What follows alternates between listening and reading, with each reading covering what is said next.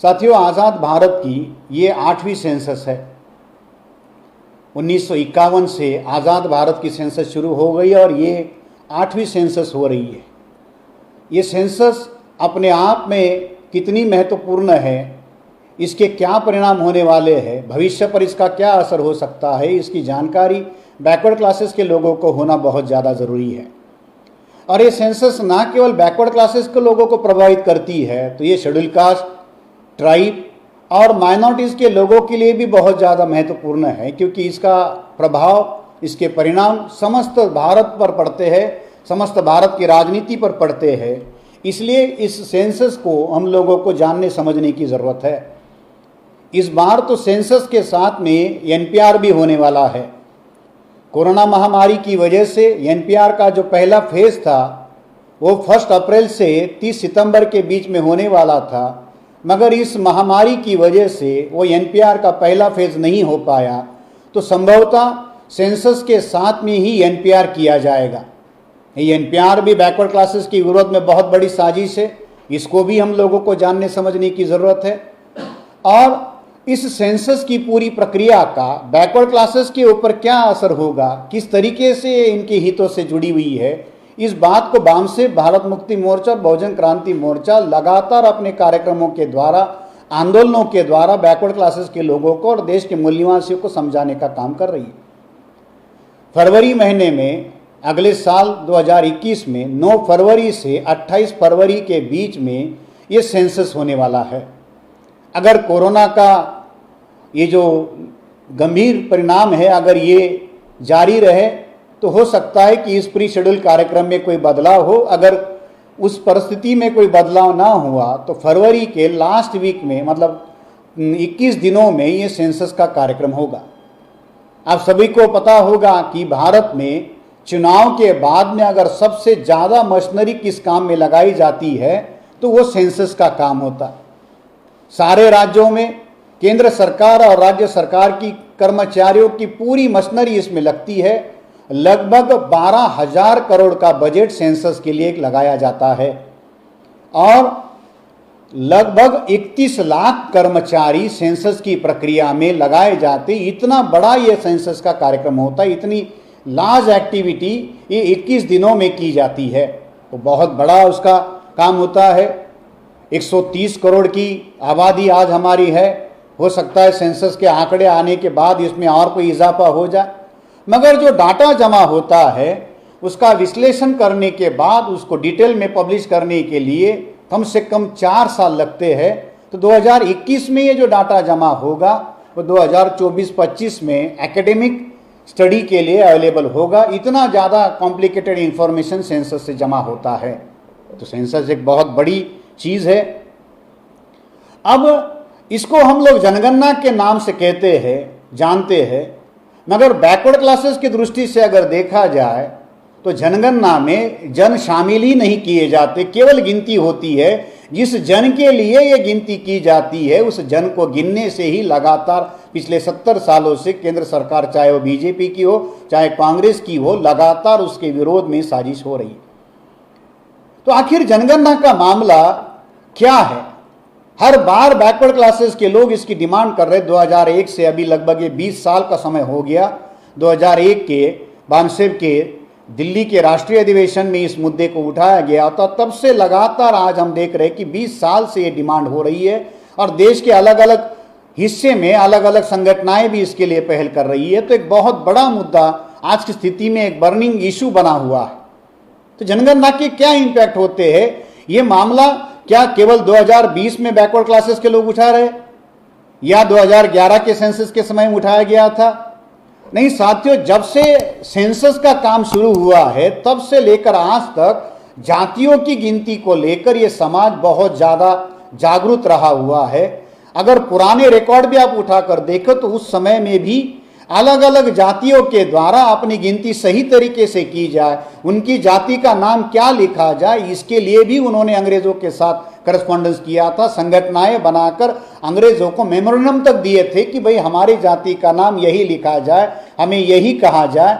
यहाँ तक नहीं तो 1931 तक हम लोगों को जाति के आंकड़े मिलते हैं और कुछ जगह तो इतना ज्यादा प्रभाव जागृति का हमको दिखाई देता है कि कुछ जातियों ने तो यहां तक ये मांग की गई थी कि हमको हिंदू ना कहा जाए, हम हिंदू नहीं हैं, हम आदि हिंदू हैं, हम ब्राह्मणों की किसी भी धर्म व्यवस्था से जुड़े नहीं हैं। यहां तक उन्होंने संगठनाएं बनाकर काम किया है। तो जाति की गिनती करने के लिए, जाति की पहचान होने के लिए, उसको संख्या पता चलने के लिए फ्रॉम द बिगिनिंग ये सारी प्रक्रिया जातियों के द्वारा की गई और अंग्रेज भी उन बातों की सुनवाई करते थे और एक प्रमाणित डाटा जमा करने का काम अंग्रेजों के द्वारा होता भी रहा। तो क्या केवल अंग्रेजों के समय में ही ये बात होती रही?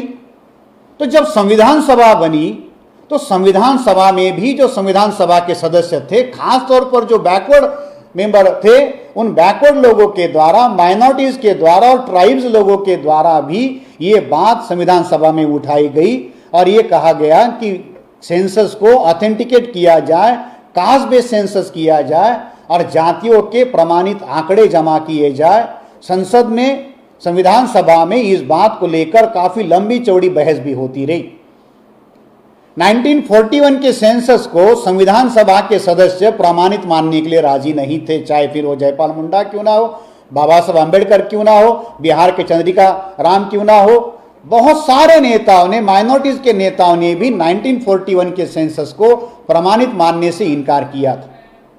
क्योंकि 1941 की सेंसस को अंग्रेजों के द्वारा, उस समय वर्ल्ड वॉर में वो एंगेज होने के कारण प्रोविंशियल गवर्नमेंट के द्वारा ही सेंसस किया गया था और उस समय कांग्रेस की जहां राज था वहां कांग्रेस के लोगों ने उसको मैनिपुलेट करने का काम किया।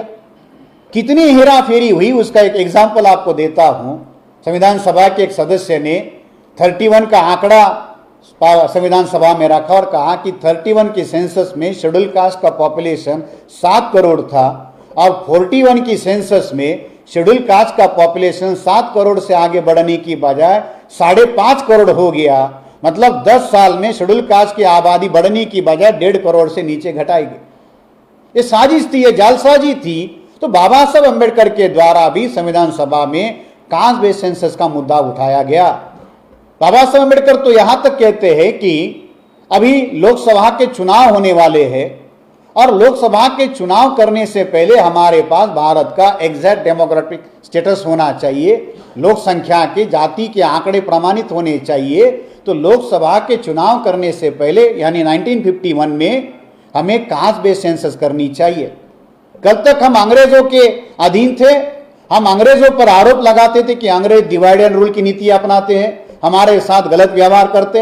अब तो हम आजाद हैं और हम आजाद भारत का भविष्य बनाना चाहते हैं, उसके लिए नीतियां बनाने चाहते हैं। तो जिस प्रजा के लिए, जिस जनता के लिए हम लोग नीति बनाने चाहते हैं, उसके प्रमाणित आंकड़े हमारे पास होने चाहिए। इसलिए हम लोगों को चुनाव करवाने से पहले कास्ट बेस्ड सेंसस करवानी चाहिए। तो बाबा साहब अम्बेडकर ने ये बात वहां पर उठाई।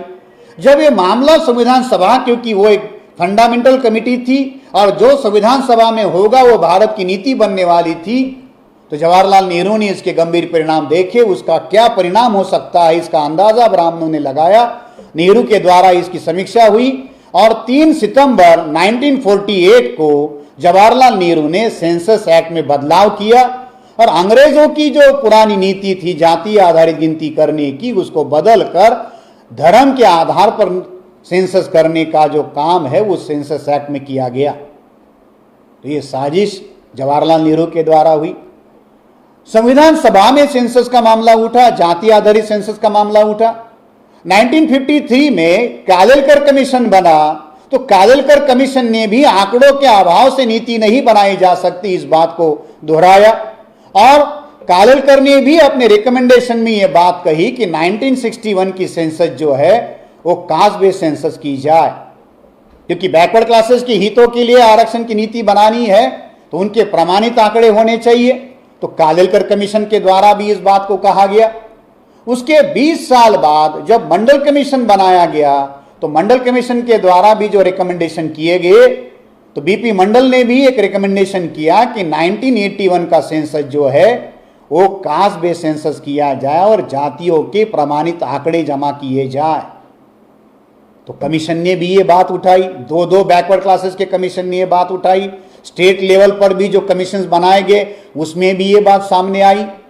और फिर आरक्षण का मामला केवल कमीशन तक सीमित नहीं रहा, आरक्षण नीति को शुरू से कोर्ट में चैलेंज किया जाता रहा, सुप्रीम कोर्ट में उसको घसीटा जाता रहा, तो कोर्ट में भी सेंसस के आंकड़ों का मुद्दा उठाया गया और वहां भी सुप्रीम कोर्ट में भी ये बात कही गई कि ओबीसी को आरक्षण 27% दिया जा रहा है, किस आधार पर दिया जा रहा है, कौन से आपके पास प्रमाणित आंकड़े हैं, बगैर आंकड़ों के आप 27% कैसे दे सकते हैं।